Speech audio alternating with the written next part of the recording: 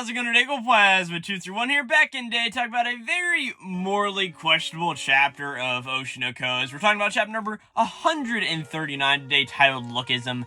And like I said, Oshi at some points I need to give a content warning for, but this chapter is one of those chapters that's alright, we can roll for a good part of this chapter, all the way until, the last, 3 pages, where it's alright, get your content warning filters out, put an 18 plus over the video, yeah, there's a little bit of interesting stuff going on in this chapter, but I have to say, this is a very good and interesting chapter, though. I really like how this chapter is set up, as we'll get into it whenever we start talking about it, but it is a lot about the actors in the movie. Of course, we see Aqua actually start to act in his role today, and also, we get to see a lot of other characters like Taiki, and of course, as we're going to get into it, Frill Shirani act their roles in the movie, and they're sort of not what we expected in the least, so it is a very, I wouldn't say a fun twist, but an interesting one, but we'll get into the end of the chapter.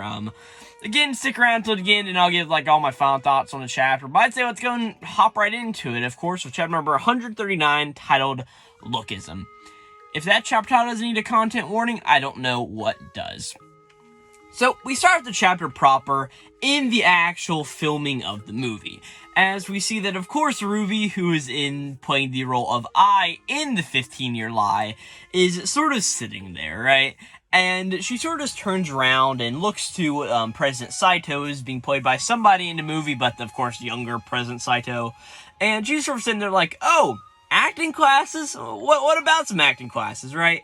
As we see Saito is sort of sitting here and looking over to Ai, and he's just well, hey, we always get plenty of offers for drama in movies, and if you keep becoming as popular as you're becoming, you better prepare to be able to get cast in some of those, so I don't see why acting classes will be such, a big problem for you, right, Ai? And Ai is sort of sitting on the couch oh, well, sure. I mean, why not? Yeah, sure, I'll do them, right? And that is where we sort of cut this scene. As we see, this is cut 66, the invitation to a workshop. And of course, we know what this workshop is. It is the whole Lai troop situation and everything going on there. And of course, we know that this is where Ruby met Hikaru, so I wonder what's going to happen later in this chapter, right? But as we cut to the next scene of the chapter, we see that it is all the huzzbuzz around the sort of acting, what do you call that? The movie set? Yeah, that's our correct word.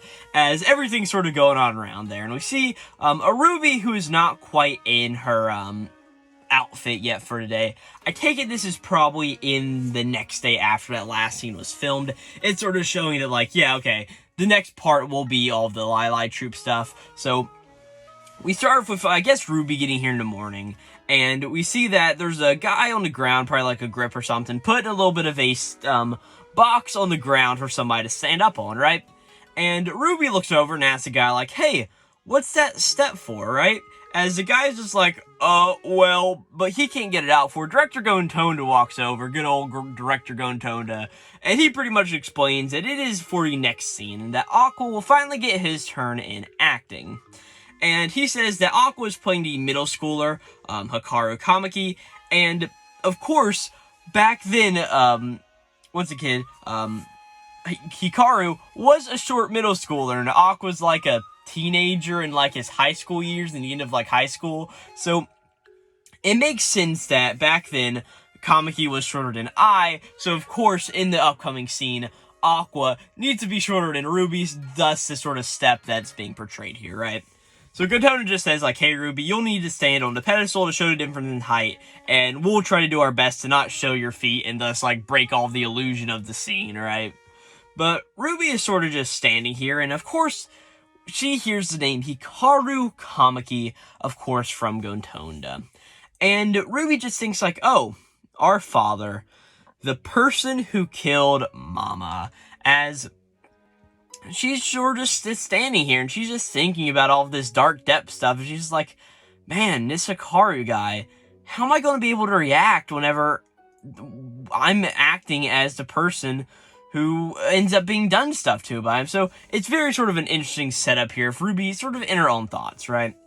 before she can delve too deep into all of her thoughts, we suddenly hear Frill Shirani from another one of the corners, sort of just saying like, oh my, I mean, he's super fond of his mommy after all, and it's like, oh my gosh, he's so well behaved, right?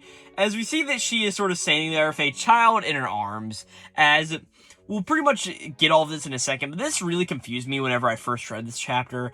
But in this scene, of course, she is apparently married to Taiki in the movie sort of set that is going on, right? And this child, as we'll get into it, is supposed to be a younger version of Taiki, as we'll get. But of course, this is just a stand-in child that is like a child actor for a certain scene. So pretty much Frill's just talking about how this child is going to be playing the child of her in the movie, right? So it's a little bit of a confusing aspect here, but she pretty much says all of this, and the mom speaks out, like the actual mom of the child, just saying like, hey, if my kid cries a lot, then we'll have to start filming. So all of the child actor agencies tend to give us very well-behaved children for shooting, and mine is just one of the cream of the crop, and the best never comes for this, right? And Fro's like, alright, I see what's going on here. So we're just giving more to that, yeah. This kid is very well behaved for being like a 2-year-old or a 3-year-old. Being a young kid, that's the whole point of it, right? As we suddenly see Taiki, who is already in his attire for the shooting today, go over and put a hand on the head of this child, right? And he just says like, hey me, do your best today, okay? As he sort of walks off at this point, and this is where I was like very confused, like, alright, is he talking to himself, like giving him like a pump-up speech? But no, this kid is supposed to be a younger version of course, Taiki Himakawa in the movie, and the current Taiki is just saying like, hey kid, do good, right? So it's a very interesting sentiment. But at this point, we see that Taiki walks over and stands next to Aqua, who's also now here to filming of the movie. And Taiki just says like, so, hey Aqua, how do you feel about all of this? And Aqua's just like, alright, well, what do you mean, right? But Taiki just says, well, I mean, facing your mother while playing the role of your father. And because that is something that both of them are actually doing in this scene, funny enough, right? But Aqua just says like, well, I mean, it's actually like really hard to put into words. And he's like, I mean, what about you, Taiki? As Taiki just says like, hey, we're the same. It is truly the worst feeling ever. As Aqua's just like, oh, well, just tell me about it, right? Like, I've had lived this my entire life, and I mean, you had to too, so it is a very interesting thing because, as they say, facing your mother while playing the role of your father, because in this movie, Taiki is obviously playing his father, and Aqua is playing his father, and they are both facing actors who are playing their mothers in a way. Of course, Frill is playing Taiki's mother, and Ruby, of course, Aqua's sister, is playing his mother, right? So sort of seeing that and knowing how bad both their fathers were in a way, or not really, as we'll get into here in a minute. Taiki's father really isn't bad that much, but whatever, we'll get into it. Interesting sentiment, that's what I'm trying to say, right? But eventually Taiki comes over and puts his arm over Aqua's shoulders, like, hey brother, let's go all out, right? As Aqua's like, hey, come on, stop that. That's pretty creepy. Like, I don't want to be a cold little brother, but like anybody, and especially you, yeah, let's just not do that, right? At this point, we cut over to cut 70, which is the encounter with Boy A. And of course, they don't have the right to use Hikaru Kamiki's name in the movie yet, so they just gotta call him Boy A. But pretty much the scene is the encounter with Hikaru. As we see Ruby's, of course, standing on this box, showing her height difference, as she's just thinking like, hey, I have to keep all my feelings very stable here, and like, the person approaching me is neither my brother nor my enemy. He's just a middle schooler that I'm meeting for the first time. As she just thinks like, right, I need to keep a stable mindset, I need to be indifferent about it all, I just need to do this the correct way. As she is turning around, of course, get her first look at Hikaru in the movie, and as she walks around, she sees Aqua, who's standing there in the whole middle school attire, and whenever she looks over, she just starts freaking out, like, oh my gosh, it's Aqua, and he's in middle school now, and like, oh my gosh, he's just so adorable, like, oh, look at that, right, he's just so cute, right? And Ruby is just freaking out, right? So Gontonda has to come over and just like, hey, come on, Ruby, you need to be more serious about all of this, right? Like, sure, Aqua looks pretty cute and all of that, but like, come on, you gotta be serious about all of this, right? As Ruby's just like, I know, but she's like, but it's not easy to have like a very handsome brother, you know? And of course she says this out loud, so of course Goton is just like, what's wrong with these siblings? Like, of course Aqua's is like a deviant who like is all into revenge and stuff, and like I thought Ruby was a good one, but she's talking about her handsome brother. Like, golly, like what's going on here, right? But at this point Goton just says like, hey, Ruby, you should know best what this scene is about, so just think about it and act how you know you should. As they start to film the scene again, and Ruby is sort of obviously standing here for dark Starringons, and she's just, or not light Starringons, my bad, and she's just thinking like, hey, that's right, without this encounter, we wouldn't have been born, me and Aqua both, and she's just like, but without this encounter, Mama wouldn't have died either. If only this man was never there. As she sort of just looks around to, of course, Hikaru, who's Aqua, and just takes another look, and just completely breaks down again, just saying like, oh my gosh, kawaii, so cute, like, oh my gosh, like, oh, look at that. So, it's a pretty funny joke, and it does get across the image of just, Ai just being like, hey, without this person right here, we wouldn't exist, but also, our idol wouldn't have died either. It's another just very interesting sentiment, right? But of course, the whole like thing is like, oh, cut, right? And all of that's done. So we now cut over to cut 74, which is after the workshop. I'm guessing they got a good scene between Aqua and Ruby, but who will ever know? Maybe this part just isn't in the movie. Who really knows, right? But as we come over here to cut 74, which is after the workshop, we see that a guy walks over. And he's like, oh, or he walks over to an Ai sitting on the ground, and he's like, oh, well, you just joined today, didn't you? And like, how was it? As we see, this person is a unpopular actor named Seijiro Uehara, right? And of course, this is the person played by Taiki Himakawa, right? As Ai sort of just stands up, is like, oh, it was so hard, I honestly didn't understand anything, right? And Uehara just says like, oh, well, I understand. I mean, which part of it was necessarily difficult for you, right? As Ruby's just like, or no, not Ruby, Ai's just like, well, if I really have to think about all of this, and suddenly somebody else walks up, and she says like, hey, Seijiro, right? And of course, that's who I just called Uehara. So, obviously, I can't pick out the right names for these characters, right? But this lady comes up just like, oh, hey, Seijiro. And it's like, you sure have the guts to flirt with a young girl in front of your wife and son, huh?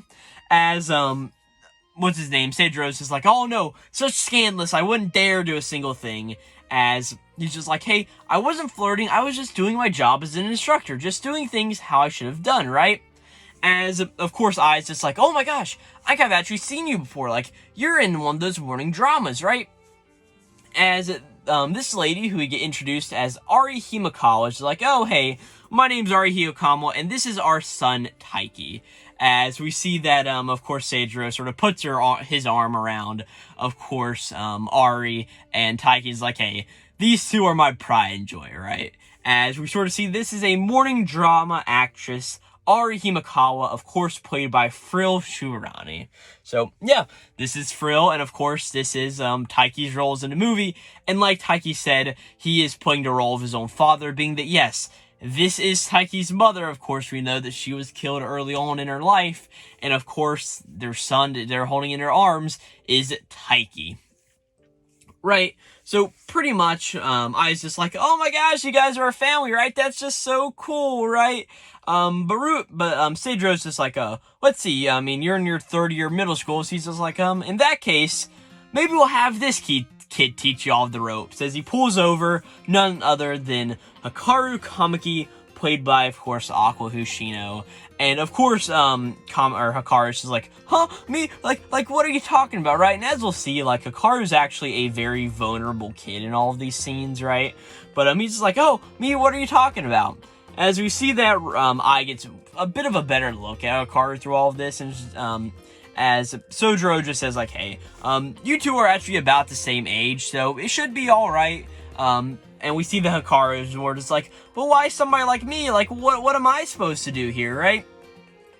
But Seijiro's just like, hey, there are things that you will realize you're teaching, and that's part of the experience, too. Isn't that right, Ari? As he sort of looks back to his wife, who, sort of says, like, oh, well, I mean, I guess it's a good idea, but sort of stutters a little bit and pauses, giving off the air of, maybe something's going on here, but as we'll see later, maybe something is, right? But of course, Sojiro is just like, come on, like, Ari, like, come on, just push the boy into it. But, Hikaru is just like, oh no, Ari-san, like, not you two, like, why are you doing this to me, right? But of course, at this point, Ai comes over to Hikaru and is like, hey, I'm counting on you, alright? And Hikaru sort of just doesn't say anything, but eventually just, after a pause, she's like, alright, I'll see what I can do. And from this point, we go into a little bit of a few panels with just Hikaru and Ai sort of going through and sort of learning the ropes of acting, as we see that they are both reading off a script. Hikaru is giving Ai pointers, and eventually Hikaru is sitting down as he's watching Ai perform, and eventually he just says like, hey, that's some pretty good acting there, right? But at this point, we get a little bit of a introspective more into Ai's thoughts on Hikaru here, is she's just thinking like, hey, what a fair kid. He's very young, he's also beautiful and very cute. He's like a special jewel that everybody wants to own. The very definition of lookism, right? But then she continues just saying like, hey, I wonder if everyone sees me like this too, of course sort of taking Hikaru's aspects and putting them onto herself. And of course Hikaru is sort of freaking out because at this point, Ai sort of grabbing his face and like malling it around, just like playing with him. And at this point, Hikaru's just like, oh man, like Ai-san, like you could please stop that. And at this point, we sort of cut over the scene to where, of course, it is right after this has happened, and Hikaru is walking away from this whole situation. And as he's walking away, we see that Ari walks over, and she's just like, oh hey, you seem to be having some fun there, Hikaru, right? And she's just like, a cute young girl, must be better than a married woman like me, huh? As suddenly, Hikaru's just like, no, you're definitely more beautiful than her, Ari-san. As Ari just starts to say like, oh, alright, well thank you. You really are cute too, as we see that Ari here goes over and sticks her hand up the back of Hikaru's shirt. And we also get this little idea of that the power of lookism turns people into monsters. This is where I say that content warning comes in, because as we've seen in this chapter, Hikaru was somebody who, at the beginning, he wasn't always like the person he was now. He was like a calm, frail boy who was just acting, and he met Ai through this troupe. And the big thing here is that Ari, of course Taiki's mother, and of course we know from the general series itself, Taiki resents Hikaru for impregnating his mother at such a young age and having him, and eventually which led to her death, right? But now we see that that isn't quite the case. Ari is actually the one who went and did certain things to Hikaru that aren't quite so nice, and I just like hate to come out and say it, but yes, Ari here is shown to sort of go and molest Hikaru and be a pedophile around him. So it's just showing us a little bit of a subjection of themes here, because of course we thought, oh man, Hikaru's just going to be a bad kid from the get-go, but no, he's actually really not. He's a nice kid, but who is corrupted by Ari to turn into what he was today. This is a very interesting twist in my opinion, and the whole idea of like, oh man, this is all because the power of lookism, and like, oh man, he's such a good-looking kid that this married woman wants to have her way with him. It's really, like, really messed up, and it's not quite the thing I want to be thinking about on my daily basis, but yeah, it's sort of what we are thinking about at this point. I don't think this is a bad chapter. It is a very interesting, like I said, subversion of expectations, which is very interesting, but yeah, I really don't have too much else to say. I did really like all the Hikaru stuff we got in this chapter, and sort of seeing the more introspective side of Ai too. So it is all very interesting, but I don't have really too much else to say. Hey, thank you if you watched this video. Of course, I'm Glowplasma231. I do a lot of anime and manga content on the channel, and of course, I do a lot of other Oshi no Ko reviews too. So if you ended up liking this video, hey, maybe you want to go check out one of those and see my other thoughts on Oshi no Ko, because I guarantee you, I got a few of them. But yeah, with that, again, thanks for watching the video. Hope you don't mind leaving a comment down below, liking or subscribing to the channel. It really just does a whole lot to help me. And right now, we're sitting at 99 subscribers. And just to get one more would put us at 100, which would be an amazing achievement for me personally. So just thank you very much for watching the video. And yeah, I don't know have too much else to say. Of course, this is Oshi no Code chapter number 139, titled Lookism. And I'll see you guys next time. This is Glowplasma231, signing out.